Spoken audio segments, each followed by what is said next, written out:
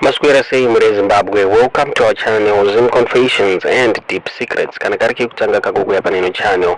Please don't forget to subscribe. Kana uchimwa kana subscriber, don't forget to comment and share this video. Nas muri Zimbabwe tawigira nyaya kurwadza nyaya kusirisa nyaya ya Garry Mapanzure uyo hatisiya Garry Mapanzure ashaika mushure mekunge aita accident muri Zimbabwe nyaya kurwadza nyaya kusirisa Garry Mapanzure Asiya Mwana ngani 1 year ndofunga murunguona picture Garry Mapanzure ni mwana wake muri Zimbabwe ainzi Thomas muri Zimbabwe nyano rwadza muri Zimbabwe Garry akaposta mwana wake musi birthday rake musi muna April achi celebrate 1 year achiti akapazita mwana wake after his father and his grandfather nyano rwadza muri Zimbabwe kuti Asiya Mwana achiri mudiki pamwe chete nemukadzi wake uyo muri kuona apa picture yo muri Zimbabwe nyano rwadza muri Zimbabwe tichingoti dai mwana wa Garry Mapanzure wazorora murugare muri Zimbabwe tichingoti ndonya yatatakuigirai muzvara nasi tiudze zvamunofunga pamusoro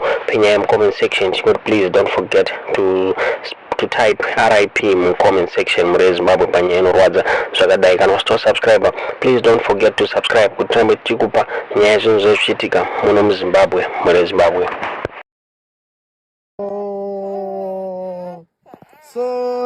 Sorry. Nditambitsero wako ndibatewo.